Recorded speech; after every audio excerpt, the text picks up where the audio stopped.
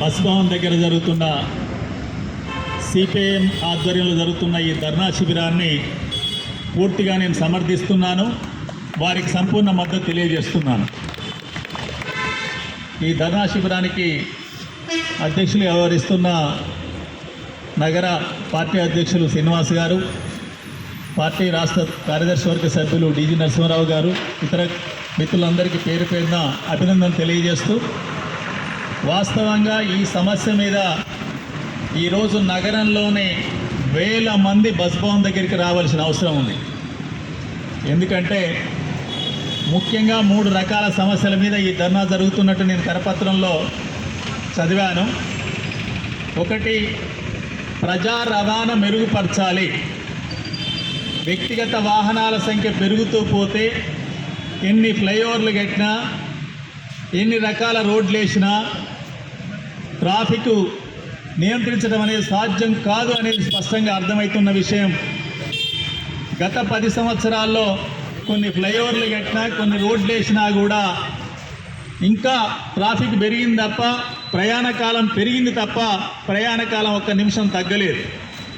కాబట్టి దానికి పరిష్కారం, ప్రపంచవ్యాప్తంగా చెప్తున్న పరిష్కారం ఏంటంటే, అనుభవంతో వచ్చిన పరిష్కారం ఏంటంటే, అందరూ కలిసి ప్రయాణించే ప్రజా రవాణాను పెంచడం. ప్రజా రవాణాకి హైదరాబాద్ నగరంలో 3 రకాల అవకాశాలు ఉన్నాయి.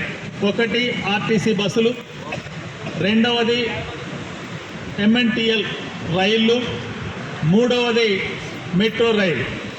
ఈ 3 రంగాల్లో కనుక మెరుగైన సౌకర్యాలు కల్పిస్తే తప్పనిసరిగా వ్యక్తిగత వాహనాలు ఎవరు వాడాలని కానీ, దాంట్లో పోవాలనే కోరికున్న వాళ్ళందరూ ఏముండరు. తద్వారా బ్రహ్మాండంగా ట్రాఫిక్ను కంట్రోల్ చేయొచ్చు, ప్రయాణ సమయాన్ని తగ్గించే అవకాశం ఉంటుంది. నగర కమిటీ కోరుతున్నది ఏమిటి? ఇప్పుడు నగరం మొత్తంలో కూడా ఆర్టీసీ బస్సులు 2500 మాత్రమే ఉన్నాయి. ఆ బస్సుల సంఖ్య రెట్టింపు కనుక చేసి బస్సుల యొక్క కాలాన్ని కూడా తగ్గించి ఎక్కువ ప్రయాణాలు కనుక చేస్తే, ఎక్కువ ట్రిప్పులు కనుక వేస్తే తప్పనిసరిగా ప్రజా రవాణాలోనే అందరూ పోతారని చెప్తున్నారు. అది వాస్తవం చెప్పడానికి ఏంటంటే, ఎప్పుడైతే ఉచిత బస్సు మహిళలకనే పథకాన్ని ప్రవేశపెట్టిరో చాలామంది మహిళలు గతంలో వ్యక్తిగత వాహనాలలో వెళ్ళే వాళ్ళు కానీ, ఇతర రెంటెడ్ వాహనాల్లో వెళ్ళే వాళ్ళు కూడా ఈరోజు కాస్త ఇబ్బంది అయినా, ఆలస్యమైనా ఆర్టీసీ బస్సులోనే వెళ్తున్న పరిస్థితి మనం చూస్తున్నాం. కాబట్టి ప్రజా రవాణా మెరుగుపరిస్తే ప్రజలు ప్రజా రవాణా ఆర్టీసీ బస్సు ద్వారా పోతారు. తద్వారా ట్రాఫిక్ కంట్రోల్ అవుతుంది, ప్రయాణ సమయం తగ్గుతుంది, చాలా రకాల యాక్సిడెంట్లు కూడా తగ్గే అవకాశం ఉంటుంది.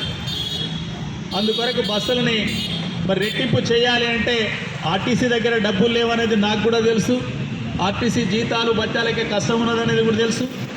ప్రభుత్వం కూడా ఇబ్బందులు ఉన్నదనేది కొంత తెలుసు. కానీ రాష్ట్ర ప్రభుత్వానికి అనేక రకాలైన అవకాశాలు ఉంటాయి కాబట్టి, అవసరానికి అనుగుణంగా నిర్ణయాలు తీసుకొని అమలు చేయాలి. కాబట్టి వెంటనే రాష్ట్ర ప్రభుత్వం అదనపు బస్సుల కొనుగోలుకు అవసరమైన బడ్జెట్ విడుదల చేసి నగరంలో బస్సుల సంఖ్యను రెట్టింపు చేయాలని చెప్పి ఈ ధర్నా శిబిరం ద్వారా రాష్ట్ర ముఖ్యమంత్రి గారికి మరియు రవాణా శాఖ మంత్రులు పొన్నం ప్రభాకర్ గారికి కూడా ఇక్కడి నుంచి నేను విజ్ఞప్తి చేస్తున్నాను.